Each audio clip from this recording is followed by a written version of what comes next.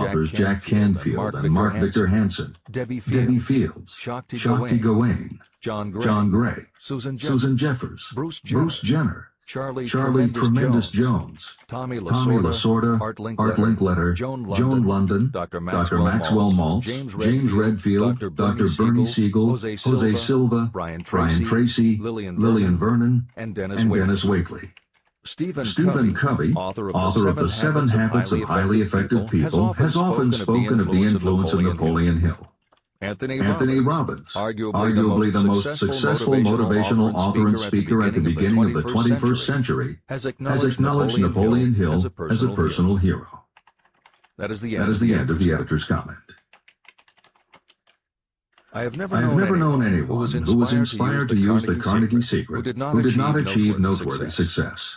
On the On the other hand, I have never known anyone to distinguish themselves or to accumulate riches of any consequence without possession of the secret. From these two facts, I draw the conclusion that the secret is more important for self-determination than anything you receive through what is popularly known as education. Somewhere, as you read, the secret will jump from the page and stand boldly before you, if you are ready for it. When it appears, you will recognize it. Whether you receive the sign in the first chapter or the last, stop for a moment when it presents itself, and make a note note of the time and place. You will Want to remember, because it will mark the most important turning point of your life. Remember, too, as you go through the book, that it deals with facts and not with fiction. Its Its purpose is to convey a great universal truth through which you, if you are ready, may learn what to do and how to do it. You will also receive the needed stimulus to make a start. As a final word of preparation, may I offer one brief suggestion which may provide a clue how the Carnegie Secret may be recognized? It is this. Achievement and all earned riches have their beginning in an idea. If you are ready for the secret, you already possess one half of it. Therefore, you will recognize the other half the moment it reaches your mind. Editor's comment. Unlike much of the business and motivational literature available, Think and Grow Rich is not written for readers to skip around from chapter to chapter, taking a concept here and an idea there to solve the problem of the moment. This book is written as a carefully integrated whole, to be read in its entirety, from beginning to end. Concepts that are introduced in one chapter recur in other chapters where their meaning and significance rely upon the reader having already assimilated the earlier knowledge. The chapters are designed to build upon one another in such a way that every word is to be read, every idea is to be considered, and every concept is to be understood and absorbed.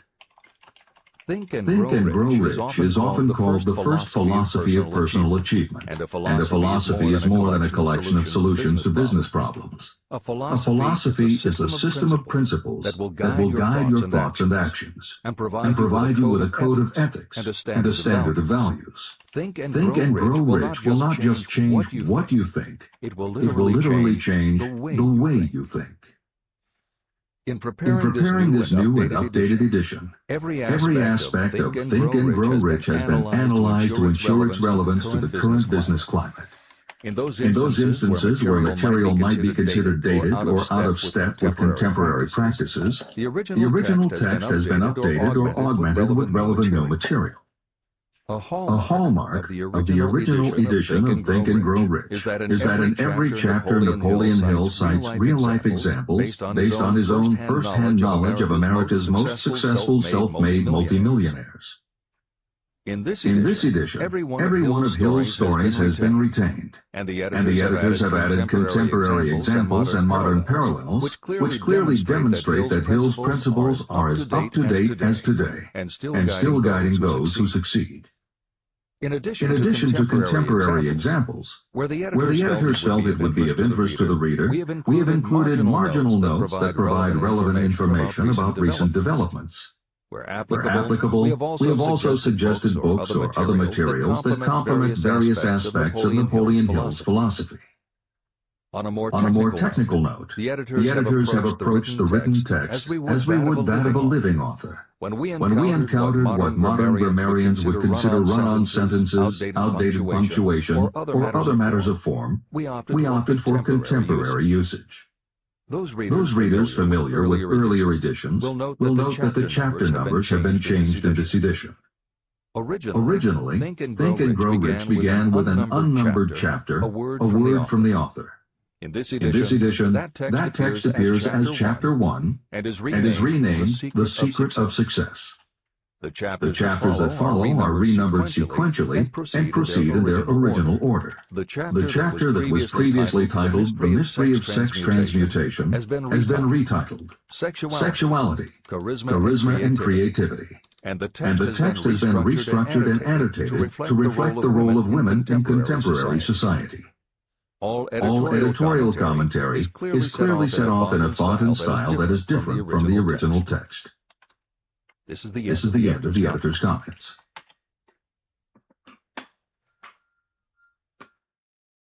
Both poverty and riches are the offspring of thought. Chapter 2. Thoughts are things. The man who thought his way into partnership with Thomas A. Edison. Truly, thoughts are things, and powerful things, when they are mixed with definiteness of purpose, persistence, and a burning desire for their translation into riches or other material objects. Some years ago, Edwin C. Barnes discovered how true it is that you really can think and grow rich. His discovery did not come about at one sitting. It came little by little, beginning with a burning desire to become a business associate of the great Thomas Edison. One of the chief characteristics of Barnes' desire was that it was definite. He wanted to work with Edison, not for him. Pay close attention to the story of how he turned his desire into reality, and you will have a better understanding of the principles that lead to riches. When this desire or this thought first flashed into his mind, he was in no position to act upon it. Two problems stood in his way. He did not know Mr. Edison, and he did not have enough money to buy a train ticket to West Orange, New Jersey, where the famed Edison laboratory was located. These problems would have discouraged the majority of people from making any attempt to carry out the desire. But his was no ordinary desire. The Inventor and the Tramp. Edwin C. Barnes presented himself at Mr. Edison's laboratory and announced that he had come to go into business with the inventor. Years later, in speaking about that first meeting, Mr. Edison said about Barnes, "He stood there before me looking like an ordinary tramp. But there was something in the expression of his face which conveyed the impression that he was determined to get what he had come after. I had learned from years of experience with men that when a man really desires a thing so deeply that he is willing to stake his entire future on a single turn of the wheel in order to get it, he is sure to win. I gave him the opportunity he asked for, because I saw he had made up his mind to stand by until he succeeded. Subsequent events proved that no mistake was made." It could not have been the young man's appearance that got him his start in the Edison office. That was definitely against him. It was what he thought that counted. Barnes did not get his partnership with Edison on his first interview. What he did get was a chance to work in the Edison offices at a very nominal wage. Months went by. Nothing happened to bring nearer the goal that Barnes had set as his definite major purpose. But something important was happening in Barnes' mind. He was constantly intensifying his desire to become the business associate of Edison. Psychologists have correctly said, when one is truly ready for a thing, it puts in its appearance. Barnes was ready for a business association with Edison, and he was determined to remain ready until he got what he was seeking. He did not say to himself, well, what's the use? I guess I'll change my mind and try for a salesman's job. But he did say, I came here to go into business with Edison, and I'll accomplish my goal if it takes the remainder of my life. He meant it.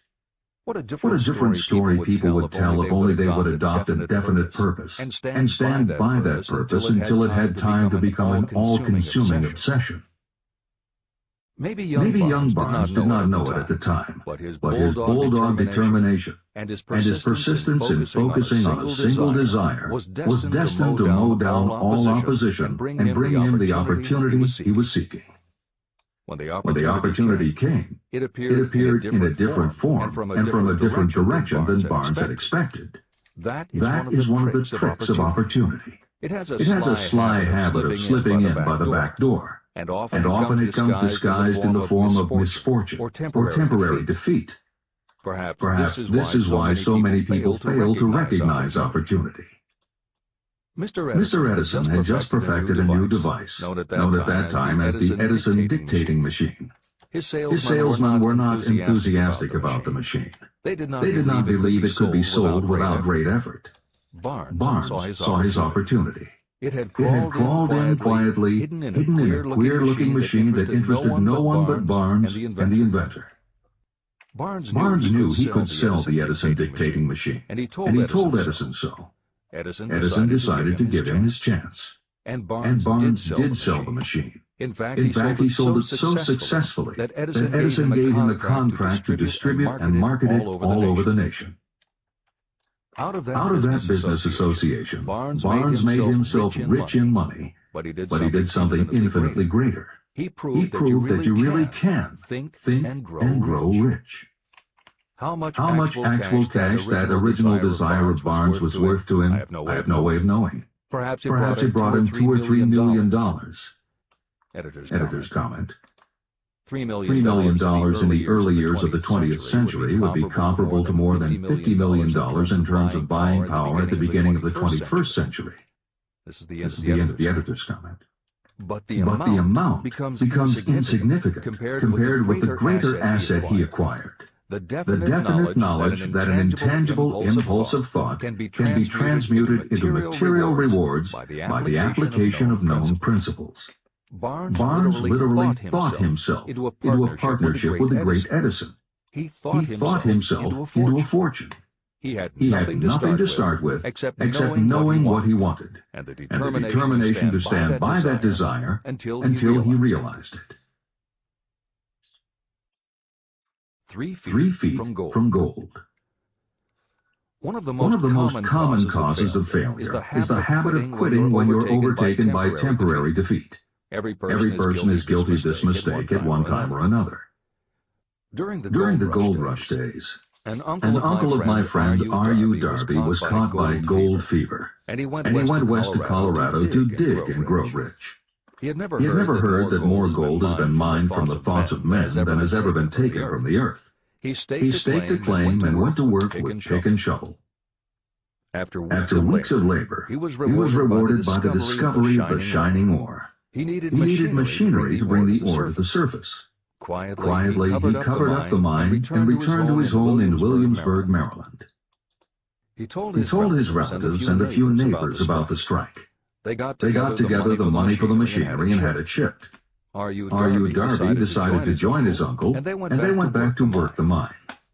The first car of ore was mined and shipped to a smelter. The returns proved they had one of the richest mines in Colorado. A few more cars of that ore would clear their debts. Then would come the big killing in profits. Down went the drills. Up went the hopes of Darby and Uncle. Then something happened. The vein of gold ore disappeared. They had come to the end of the rainbow, and the pot of gold was no longer there. They drilled on, desperately trying to pick up the vein again, all to no avail. Finally, they decided to quit. They sold the machinery to a junkman for a few $100 and took the train back home. The junkman called in a mining engineer to look at the mine and do a little calculating. The engineer advised that the project had failed because the owners were not familiar with fault lines. His calculation showed that the vein would be found just 3 feet from where the Darbys had stopped drilling. And that is exactly where it was found. The junkman took millions of dollars in ore from the mine because he knew enough to seek expert counsel before giving up. Long afterward, Mr. Darby recouped his loss many times over when he made the discovery that desire can be transmuted into gold. The discovery came after he went into the business of selling life insurance. Never forgetting that he lost a huge fortune because he stopped 3 feet